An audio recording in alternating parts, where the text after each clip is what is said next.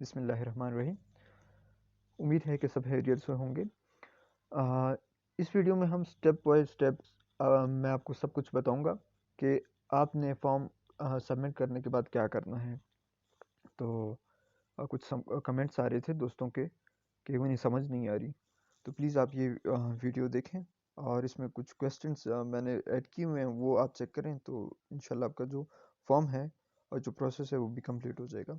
तो स्टार्ट करते हैं सबसे पहले इस क्वेश्चन से कि कितने टाइम के बाद आपको इंटरव्यू की कॉल आती है और क्लासेस एडमिशन के कितने टाइम के बाद स्टार्ट होती हैं। ठीक है, फर्स्ट जब आप अपना फॉर्म फिलअप कर लें, सब कुछ करने के बाद ये जो क्वेश्चन है इसका जवाब है। आप सबसे पहले अपना ऑनलाइन रजिस्ट्रेशन फिल करें, उसके बाद जब आपको कॉल आएगी इंटरव्यू की, आपने जाना है और इंटरव्यू के बाद कुछ हफ्ता या 2 हफ्ते के बाद आपकी क्लासेस स्टार्ट हो जाएंगी।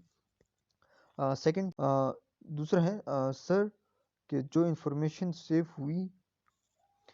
फर्स्ट जब आप एक दफ़ा अपना फॉर्म किसी भी इंस्टीट्यूट में ऑनलाइन रजिस्ट्रेशन जब करते हैं, उसमें आप सबमिट कर देते हैं किसी भी प्रेफरेंस को सेलेक्ट करके यूनिवर्सिटी को, तो वो सिर्फ उसी को चला जाता है। आपका जो डाटा है वो उसी इंस्टीट्यूट को चला जाता है। तो एक दफ़ा अगर आपसे आपकी जो इन्फॉर्मेशन है वो गलत हो गई, तो आप उस जो इंस्टीट्यूट है उसको छोड़ के बाकी जो इंस्टीट्यूट है उसमें अप्लाई करें। सेम जो इन्फॉर्मेशन है वो आप करेक्ट करें, करेक्ट करने के बाद आप दूसरे इंस्टीट्यूट में अप्लाई करें, तो इसको कोई बड़ा इशू नहीं बनता। अ, फिर आता है कि मैंने ऑनलाइन जिस इंस्टीट्यूट में अप्लाई किया था, मुझे अब इसे चेंज करना है, क्या इंस्टीट्यूट चेंज हो सकता है? हाँ, बिल्कुल। इंस्टीट्यूट सिर्फ मेन जो रजिस्ट्रेशन का मकसद है कि जब आप रजिस्ट्रेशन करते हैं और जो इंस्टीट्यूट आप सेलेक्ट करते हैं, सिर्फ उसी को ही फॉर्म जाता है और जो इंस्टीट्यूट है उन्हें नहीं जाता। काइंडली इस बात को कंफर्म करें कि जब आप फिलिंग करते हैं ऑनलाइन रजिस्ट्रेशन की, जिस इंस्टीट्यूट को आपने सेलेक्ट किया होता है, सिर्फ उसी को ही आपका फॉर्म जाता है। लिहाजा जो आप जिस इंस्टीट्यूट के लिए अप्लाई करना चाहते हैं उसी से रिलेटेड आप अपनी क्वालिफिकेशन रखें सेम, और जो आपके एरर हैं जैसे नाम में गलती या कुछ, उसको आप अगर एक दफ़ा हो चुका है तो फिर आप कोशिश करें कि किसी और इंस्टीट्यूट में जब आप अप्लाई करने लगें तो उसमें ना हो, क्योंकि फिर ये आपसे पूछा जाता है, आपके रिकॉर्ड जब उनके पास जाता है तो वो आपसे पूछते हैं, तो इंटरव्यू के टाइम भी पूछते हैं, तो वो एक बैड इंप्रेशन पड़ता है। If you want some changes then how you can edit the form. आप उस फॉर्म को सेम जो आपने फॉर्म फिल किया हुआ है या आपने जिस इंस्टीट्यूट को ऑलरेडी सबमिट किया है ऑनलाइन, तो आप उसे छोड़ के दोबारा अपनी इंफॉर्मेशन एक दफ़ा फिर फिल करें।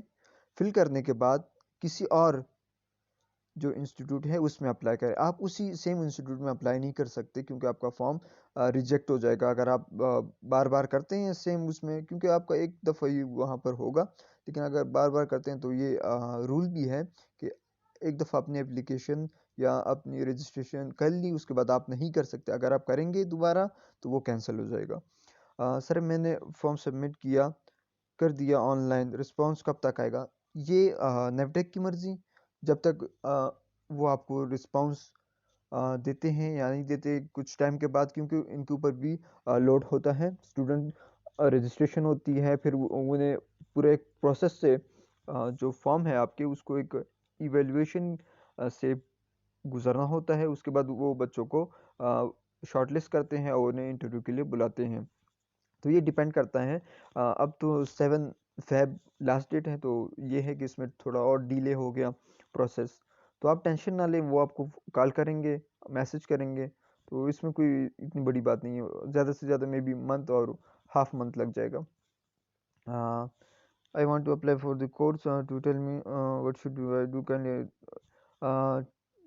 इसका मतलब ये है, सिंपल ये कहना चाहती है कि मैं अपनी क्वालिफ़िकेशन हाई शो करूँ या बैचलर शो करूँ।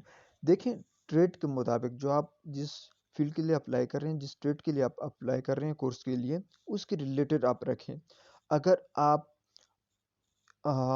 एग्जांपल ले लें, अगर आप किसी वाटर क्वालिटी टेक्नीशियन के लिए अप्लाई कर रहे हैं किसी और इदारे के लिए, तो वो उससे रेलिवेंट एजुकेशन देखेगी।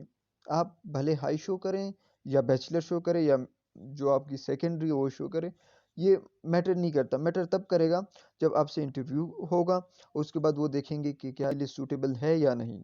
वो ये चेक करेंगे और कुछ नहीं चेक करेंगे आपका। एप्लीकेशन को सबमिट करने के बाद क्या डिलीट किया जा सकता है? नहीं।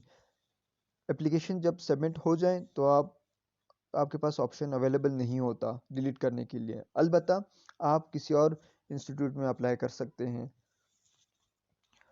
फॉर्म सबमिट करने के बाद ब्लैंक स्क्रीन आ रही है, कोई कंफर्मेशन देखें। कंफर्मेशन ब्लैंक स्क्रीन तब आती है जब आपका नेट स्लो हो या आपके उसमें क्रश हो या बग्स टाइप जो हो ब्राउज़र है आपके उसमें हो। तो आप अपने ब्राउज़र जो है उसे क्लीन करें, क्लीन करने के बाद फिर सबमिट करें। और आप फिर वेट करें। अगर आपका इंटरनेट कनेक्शन जो है वो स्लो है तो आप थोड़ा वेट करें, वो आ जाएगा ऑटोमेटिकली। बार बार रिफ्रेश करने से भी आपका फॉर्म सबमिट नहीं होगा। सर, मैंने अमेज़न असिस्टेंट के लिए अप्लाई किया करना है, लेकिन इसमें तो ऑप्शन नहीं। ऑप्शन आप देखें, मैंने सेम वही जो क्वेश्चन बताया पीछे। आप वेट करें। आप अपने ब्राउज़र जो आप ब्राउजिंग करते हैं, इंटरनेट ब्राउज़र जो आपका है उसको क्लीन करें। क्लीन करने के बाद आप फिर यूज़ करें तो ये सबमिट हो जाएगा। अप्लाई करने के बाद स्लिप का कहीं पर जमा करना है, मतलब नहीं, कहीं पर भी नहीं जमा करवाना, स्लिप कुछ भी नहीं करना। जस्ट आप आपने ऑनलाइन रजिस्ट्रेशन करनी है। Your form is successfully submitted, तो बस आप इसको छोड़ दें। तब जब तक तब तक के आपको वो कॉल ना करें या आपके पास उनका कोई रिस्पॉन्स ना आए। इंटरव्यू इंटरव्यू में आपसे क्या सवाल पूछेंगे, इंग्लिश में होगा या उर्दू में? ये डिपेंड करता है आपकी क्वालिफिकेशन पे। आपकी क्वालिफिकेशन कितनी है। अगर आप सिंपल, वो एक पैनल होगा, 2-3 बंदे बैठे होंगे, आपसे पूछेंगे आपका नाम, कहाँ से आए हैं, क्यों इसमें इंटरेस्टेड हैं और इसके बाद आप क्या करेंगे, ठीक है? वो 1-2 क्वेश्चन जो है ज़्यादा से ज़्यादा करते भी नहीं हैं इंग्लिश में, तो ये है कि फिर भी वो आपको कहते हैं introduce yourself. Introduce yourself English में वो कहते हैं, फिर उसके बाद उर्दू में स्टार्ट हो जाती है। डिपेंड करता है क्वालिफिकेशन पे, आपने क्या करना है क्या नहीं करना। तो ये मैटर नहीं करती। जस्ट वो आपकी एजुकेशन चेक करते हैं और आपकी फील्ड जो ट्रेड आपने अप्लाई किया हुआ है, जिस ट्रेड के लिए आपने अप्लाई किया उसके साथ ये लिंक करती है या नहीं करती। और 1-2 सवाल करते हैं, लेकिन ये है कि मेरिट जो है वो आ, ये समझ ले कि 25 सीट्स होती हैं पर ट्रेड या कोर्स के लिए, तो इसमें कंपटीशन ज़्यादा है। तो आप तैयारी करें, इतनी ज़्यादा भी नहीं।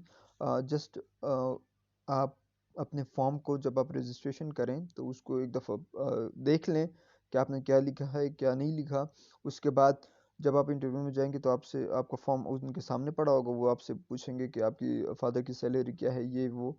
तो ए टू जेड वो चेक करेंगे कि इस बच्चे ने कहीं झूठ तो नहीं लिखा। उसके बाद 25 सीट्स होती हैं, उसमें आपकी अगर सिलेक्शन हो जाए तो आपको कहते हैं कि आप आ जाएं और ट्रेनिंग ज्वाइन कर लें। इसके बाद भी अगर आपको कोई बात समझ ना आए तो फिर कमेंट करें। इंशाल्लाह मैं आपको रिस्पांस दूंगा। तो आज के लिए इतना ही, फिर मिलेंगे। अल्लाह हाफिज़।